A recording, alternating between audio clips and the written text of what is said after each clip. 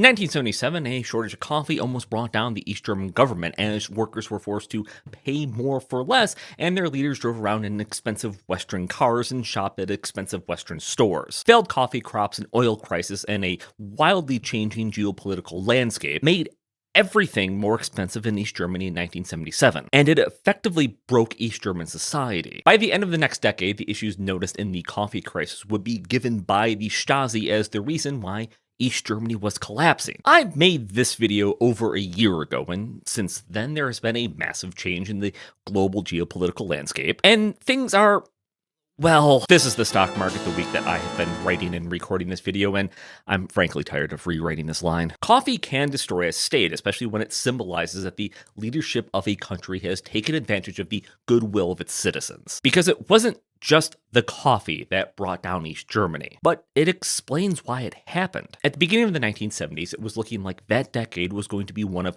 growth and stability for the JDR. But in the fall of 1977, the Ministry for State Security, East Germany's feared Stasi, warned the government that the country was on the verge of a revolt. Now, I've gone deeper into this, but this is more than just a fun Reddit Today I Learned fact. So I'm revisiting the topic to illustrate how East Germany had some very unsettling similarities to the modern-day United States. So let's start at the end of the Second World War. From the beginning, East Germany did not have access to the same level of luxury goods as the non-Soviet bloc West. And it wasn't just because of Soviet expropriation. Immediately after the Second World War through the 1960s, the Soviet Union was the main supplier of coffee for East Germany. But the Soviet Union didn't intend on East Germany being a useless appendage. So it had to become self-sufficient, or at least give the appearance of it. Thus, East Germany began sourcing their own coffee imports. By the 1970s, this had grown to one of my favorite metrics of all time. The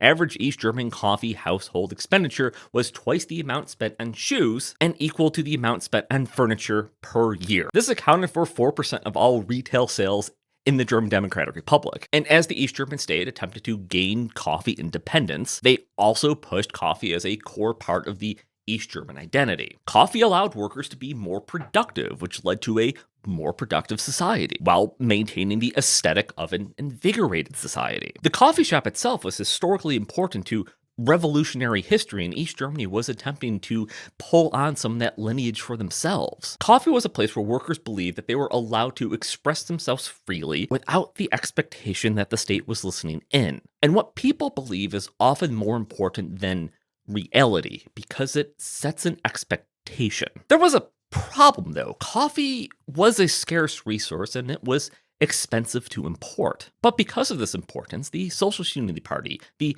SED, who were effectively the state, saw a bargain that could be had. By being able to provide a scarce resource, it gave them legitimacy as the people who provided it. But to gain this legitimacy, they were constantly fighting back against a black market. Now, the black market in East Germany was complex. Officially, any interaction with the black market was illegal. Unofficially, everybody knew that it existed. And the Socialist Unity Party wasn't happy with it, but it offered a window into what scarce resources would engender support if they were able to provide them. To quote from Communism Unwrapped, from World War I onward, international politics, hostilities, and economic crises led to shortages that prevented the flow of raw beans into the country. When real coffee became unavailable, Germans resorted to substitutes. Thanks to the inadequacies of the rationing systems across post-war Germany, in the eastern and western zones alike, the black market was the primary place to get real coffee beans. This continued on after the post-war divisions and a fight between the Socialist Unity Party and the people of East Germany. The SED wanted to be the people who provided the coffee. The public wanted more of it,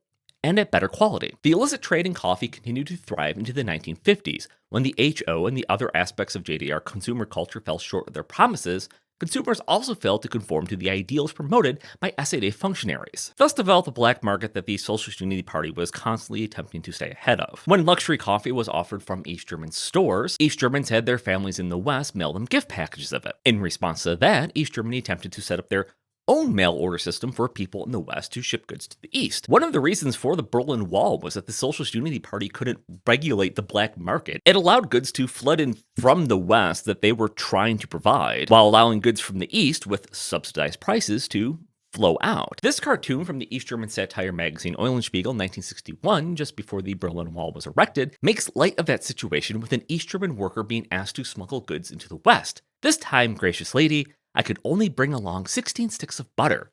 The food supply situation keeps getting worse for us in the East. But by 1973, things in East Germany had stabilized and things were going, well, not bad. At least according to our friends of global peace and stability, the CIA. The erection of the Berlin Wall enabled the government to establish firm control over the society and proceed with overdue economic reforms, which within a decade provided the population with the highest standard of living in Eastern Europe. This economic reform is part of a turn of putting material goods into the hands of East German citizens. After years of shortages, it was important that a realized socialism could be preached with all the benefits thereof. Further, the SED had achieved a Faustian bargain. A black market where people had to depend upon relationships with each other to get access to goods meant that the populace actively grew in solidarity with each other. This was an ideal that the Socialist Unity Party was continually trying to find ways to get East Germans to practice. The economy was set up to meet the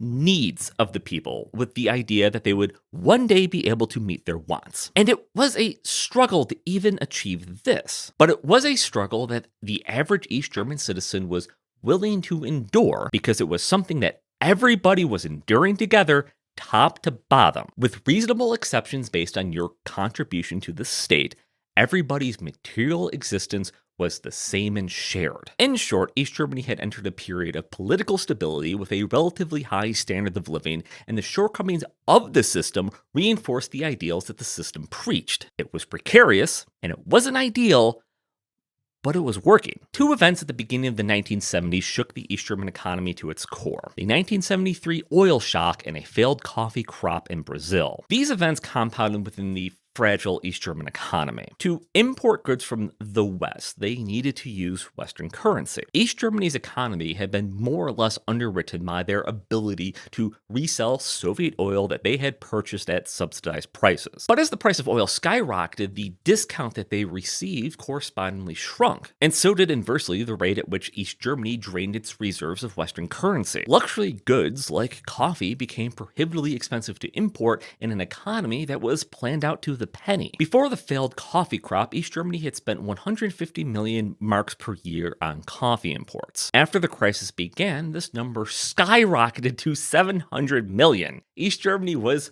faced with a dilemma: money for oil or marks for mocha.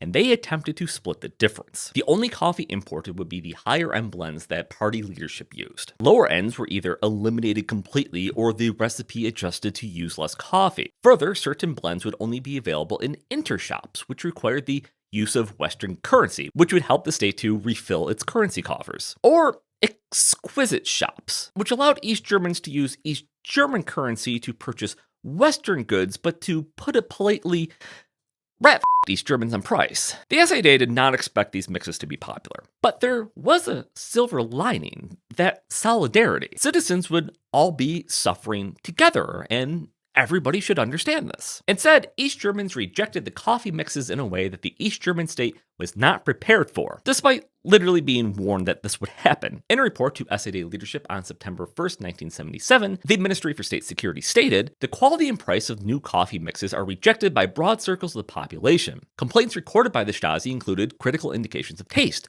and a first indication that the new mixes were unable to be processed to the full filtering capability in household machines. The coffee mixes were breaking the machines." The Stasi further expressed in this report that workers resented party officials requesting austerity for workers while still importing expensive Western cars for officials. Additionally, Stasi reports say that citizens did not believe the information policy. Far from rejecting the new coffee mixes, they were rejecting the Socialist Unity Party's handling of the crisis. By September 12th, the frustration over austerity moved to unrest. In discussions among workers, skeptical, resigned, pessimistic, and negative opinions up to aggressive arguments become clear. While blaming Western media for this development, the Stasi states that there are rumors of warning strikes. These strikes would demand that their wages be paid in Western currency so that the workers could get access to intershops. In relation to this, the report states growing frustration with the expansion of intershop stores, with the simultaneous elimination of low-priced coffees and the limited supply in restaurants. Workers were also now noticing that the East German society had become rigidly stratified. Those without Western currency who would be forced to endure austerity, those with access to Western currency who could shop at intershops, and privileged persons and high officials who drove expensive Western cars and weren't affected by austerity. These last two categories were contrasted with the common worker and pensioner who have returned to the point where begging letters have been sent to West Germany for coffee. Something else was brewing in these reports. Workers were now vilifying SED party officials. Derogatory terms for the coffee mix are circulating, and that leading officials are vilified. Further, workers now believe that warning strikes had started to take place throughout the country. East Germany was on the precipice of a revolt over coffee. The SED would finally act on the 23rd of September. The price of the lowest quality mixes was further reduced, and a communication was published on the coffee shortage, explaining the reasoning behind the austerity measures. As the Stasi reported on the situation, the public accepted the reasoning while noting they should have been told sooner. While the Stasi expressed optimism, unrest continued into October, with workers continuing to ask to be paid in Western currency, not trusting the stability of the East German economy. Here's the thing. Remember how I mentioned that people's beliefs are more important than reality? When everything is good, when things are generally stable, when people's wants and needs are basically being met, areas where life is tough are generally overlooked. Yes, there will always be people on the fringe that complain, but they don't know how good things are, do they? When things are bad, however, the average person is just going to go with the thing that promises them the most amount of stability. And East Germany had just discovered that whatever stability they had was built on a house of cards. And it was only going to get worse. Remember how I mentioned that East Germany had started to put real, tangible goods into the hands of its citizens? Well, that cost money East Germany didn't have, but now they had to provide these things. So by early 1983, East Germany had become dependent upon West German credit of all places and things to keep from going bankrupt. Further, the average citizen was starting to notice that their quality of life, which had been improving at the beginning of the 1970s, had stopped improving. This all gets us up to 1989, which is when East Germany is lurching all over the place in an attempt to quell what has become